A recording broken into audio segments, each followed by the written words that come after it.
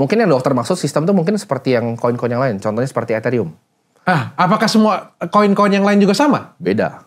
Karena mereka dibuat, jadi mereka gini, kalau mereka itu dibuat kayak buat saham, Dok. Pas awal gue bikin, gue punya 20%. Baru gue jual 80-nya. Ada kepemilikan. Betul, seperti itu. Sama seperti saham. Persis. Berarti cuma Bitcoin yang tidak Kalau seperti Bitcoin itu makanya orang bilang dia orang gila. Karena dia buktinya sampai sekarang gak ada keuntungan yang nol. Dia bikin itu nol. Gak tahu orangnya mungkin udah mati atau gak tahu. Dia cuma kasih kertas, Dok. Atau bisa jadi orangnya lagi menikmatin di suatu tempat, Gak ada menikmatin duit kalian. Gak bisa nikmatin, Dok. Gak bisa nikmatin. Karena dia punya gak pernah gerak. Dan itu bisa di-trace. Dia punya gak pernah gerak. Jadi orang-orang Bitcoin yang udah lama, sebutnya itu the great treasure of Satoshi. Itu sebagai simbol, Dok, sebenarnya. Itu jadi Bitcoin dia 1 juta itu yang gak pernah gerak. Bayangkan berapa duit itu 1 juta itu. Dia bisa jadi orang paling kaya sekarang di dunia. Itu adalah simbol bahwa Satoshi itu dia pinter sekali. Dia emang kasih 1 juta ini, itu benar-benar kayak piala dia. Bahwa saya ciptakan semua ini bukan untuk fame, bukan untuk uang, tapi untuk ras manusia. Itu simbolnya dia justru. 1 juta Bitcoin yang gak pernah gerak dari 2009. Dan gak pernah tahu orangnya ada di mana? Gak pernah tahu. Gak pernah datang ke podcast manapun? Gak ada. Dan orang coba menerka-nerka dia siapa. Siapa tahu presiden Amerika ternyata yang buatnya untuk nipuin duit kita semuanya. Ya, itu kalau itu dari luar kuasa gue itu. Ya bisa aja, bisa sih. Tapi kalau koin yang lain enggak ya, ada kepemilikan ya? Kalau koin lain semuanya ada kepemilikan. Jadi begitu dibikin, ada distribusi asetnya gitu. Kalau Bitcoin semuanya mulai dari Apakah binomo itu sama seperti koin-koin yang lain? Oh, kalau binomo itu beda sendiri, Dok. Itu memang scam? Itu aplikasi ya mending main bola, lebih seru bisa nonton bola gitu kan kalau mau judi gitu. Oke. Itu jadi gini, itu dia ada grafik gitu kan, naik turun. Lu tebak mau naik dalam 60 detik atau turun dalam 30 detik. Apa bedanya dengan Bitcoin juga sama? Mau naik yang mau turunnya juga nggak jelas. Nah, balik lagi, semua aset kalau lu mau bikin aspek, tapi kalau itu kan itu benar-benar aspeknya judi, Dok. Maksudnya gini, dia ada batasan waktunya, Dok. Dalam 60 detik itu lu harus pilih dia naik atau turun. Itu kan masa begitu. Kalau jadi Bitcoin gini, kalau Bitcoinnya lu beli sekarang juga lu nggak harus jual kan, nggak ada waktunya kan lu mau jual. Itu dia ada waktunya, Dok. Jadi lu pas pencet beli nih, ada 60 detik nih, dia naik apa turun.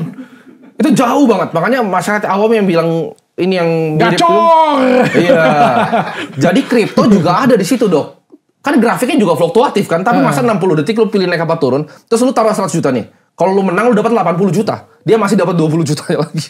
Terus kalau ini kalau Ether, kalau koin-koin yang lain, yang turunnya tergantung apa? Lu kayak invest ke project kalau kayak gitu, menurut gua. Makanya beda. Bitcoin properti, yang lain tuh project. Itu tuh project. Oke, sekarang pertanyaan gue, status kelegalannya di Indonesia. Oke, kelegalan di Indonesia sekarang masih diatur sama Bapepti kan. Tapi nanti bakal transisi ke OJK. Sekarang itu ya, kalau Bapepti udah regulasi sih koin-koin yang lainnya. Jadi misalnya kayak Ethereum, Solana, semua itu tuh diregulasi. Namun mungkin untuk jelasin sedikit tentang yang altcoin ini, gue kasih contoh satu yang gue beli deh. Gue beli dulu namanya Render ya, tahun ini gue beli. Mereka itu menyelesaikan masalah yang ada di dunia ini, Dok. Contohnya, zaman sekarang itu kalau misalnya kita mau rendering, mungkin teman-teman editor tahu rendering itu repot. Tapi kalau untuk podcast ini kan render gampang gitu. Cepat sekali rendernya, tinggal pakai komputer 100 juta juga beres. Tapi kalau dokter mau render yang kayak film levelnya, itu lama sekali. Dan kalau untuk visual artist yang masih pemula, mereka nggak punya beli komputer 1 miliar gitu. Jadi mereka pakai sistemnya. Jadi render itu colok konsensus kayak tadi. Dia miningnya dia itu dibikin komputer-komputer yang buat rendering grafik gitu. Jadi orang-orang yang bikin AI gitu bisa pakai dia nanti. VR AI bisa pakai dia. Oke, legalitasnya bagaimana? Legalitasnya sekarang legal. Bitcoin legal? Legal di Indonesia. Boleh di Indonesia? Boleh. Sebagai komoditas digital. Peraturan Bapepti, komoditas digital. Beli boleh, jual boleh, kasih boleh, training boleh? Yang nggak boleh gue kasih lu, Dok. Ini pakai Bitcoin tuh nggak boleh. Sebagai nilai tukar di Indonesia masih belum boleh? Nggak boleh. Tapi semuanya beli jual boleh semua? Beli jual boleh semua. Ngajarin juga boleh? Ngajarin juga boleh. Jangan sampai lo habis keluar dari sini ditangkep pula. Ngajarin kan edukasi. Nah itu beda banget. Makanya banyak yang samain. Kalau misalnya gue bikin edukasi ngajarin judi bola, nah itu salah itu. Oke. Binomo tuh seperti itu. Itu edukasi tapi edukasin judi. Naik turun 60 detik. Itu buat orang pencet-pencet gitu loh. Apapun yang lu lakuin lu pasti kalah. Koin yang lain? Itu sudah regulasinya sudah dibuat juga? Dia kayaknya bikin listnya gitu. Ada kayak 500 yang menurut mereka legal lah gitu. Oke. Ada 500-an lah. Oke, berarti sudah boleh transaksi seperti biasa di Indonesia ya? Iya. Oke, bayar pajak juga itu? Bayar pajak. Jadi kalau lu beli di exchange lokal, itu kena pajak dong. Final 021.